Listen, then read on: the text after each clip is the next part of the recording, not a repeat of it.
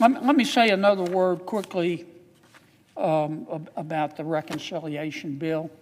You're going to hear so much about this, Mr. President. I've already heard a lot that the reconciliation bill that Congress passed it's going to kill people.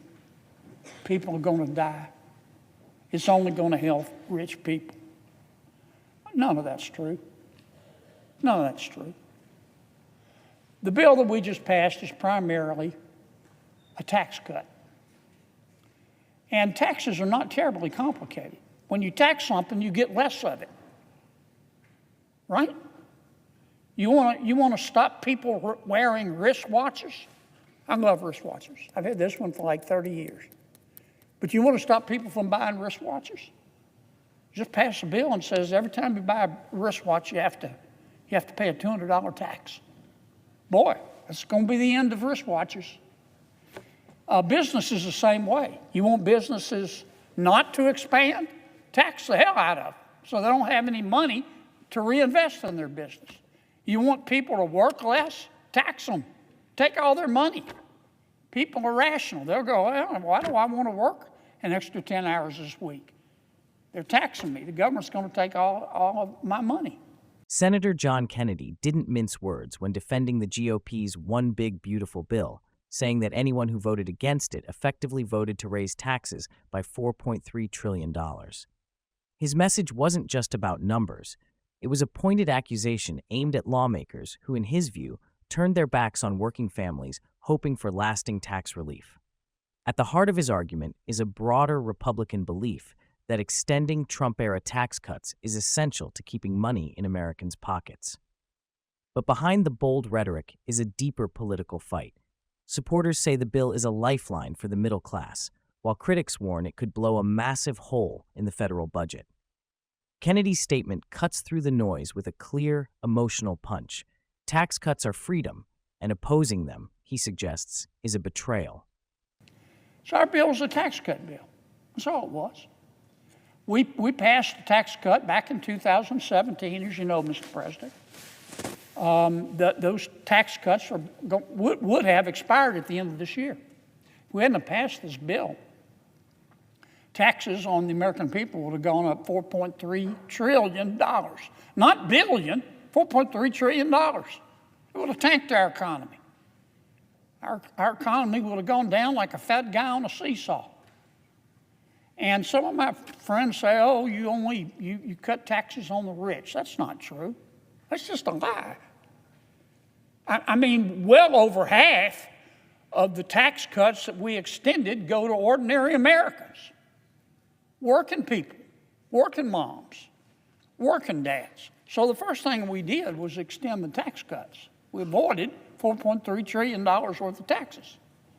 And frankly, everybody who voted against our bill voted to raise taxes on the American people in the amount of $4.3 trillion. That's just a fact. Our bill did some other things, though. We added some new tax cuts. We cut taxes on tips. Now, not everybody who works for tips is going to get a tax cut, but most people are. We cut taxes on overtime. Most ordinary Americans work overtime. We cut their taxes on overtime. We cut taxes on Social Security income. We cut taxes on some car loans. We extended the child tax credit. $2,200 for every child. That's important for most Americans. We increased the standard deduction. We strengthened Medicaid. One of the things we did, there's this rhetoric, it's really a lie, but I'll call it rhetoric going around. Well, they're destroyed Medicaid. Medicaid's going to grow under our bill. It's just not going to grow as fast as it was. But 10 years from now, we'll be spending a minimum 20% more on Medicaid. Not less, more. You know the biggest change we made to Medicaid? Work requirement. Now, the American people are the most compassionate people in the world. If you're hungry, we'll feed you. If you're homeless, we'll house you. If you're too poor to be sick, we'll pay for your doctor. We're generous people. But those who can work should work. And we've got some people on Medicaid who are perfectly healthy. They're not disabled. They don't have young kids at home. I'm not talking about a mom with a sick child in her arms. They don't have minor children at home. They just don't want to work. They want to get Medicaid, but they don't want to work. Those who can't work should work.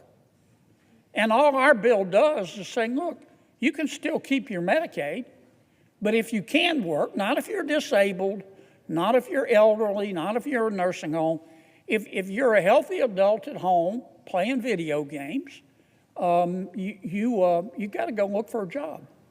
And you got to work at least 20 hours a week. Not 40 hours a week, 20 hours a week. What's unreasonable about that? The other change, major change we made to Medicaid was some people, not most people, but some people when they sign up for Medicaid, they lie. They say, I'm only making $25,000 a year. Well, in fact, they might be making $75,000 or $100,000 a year. I'm not exaggerating. I've seen that happen. What we've told the states is twice a year for all of our folks on Medicaid, you got to check their eligibility. Make sure that they're not making more than they're supposed to, because Medicaid is not for everybody. What's wrong with that? What's wrong with saying to people, you're not entitled to Medicaid if you're not eligible? What's unreasonable about that? We're not killing people. We're trying to save Medicaid so that we can afford it for people who really need it. The other two things this bill did, and then I'll move on quickly to my other subject. It provided more money for border enforcement. Now, I know there are many people in America and there are many people in the Senate who believe in open borders. I respect that. They may not say it, but they do. They just think the border ought to be wide open, and they think that if you believe in secure borders, you're a racist. I don't agree with them, but this is America. They're entitled to their opinion. Most Americans don't think that. Most Americans want the border to be secure. They want to know who's coming in and out of their country. And this bill is going to provide the money to do that. The other part of our bill, as you know, Mr. President, provides much needed money for our military. Because we live in a dangerous world, and I wish we didn't, but we do. And weakness invites the wolves.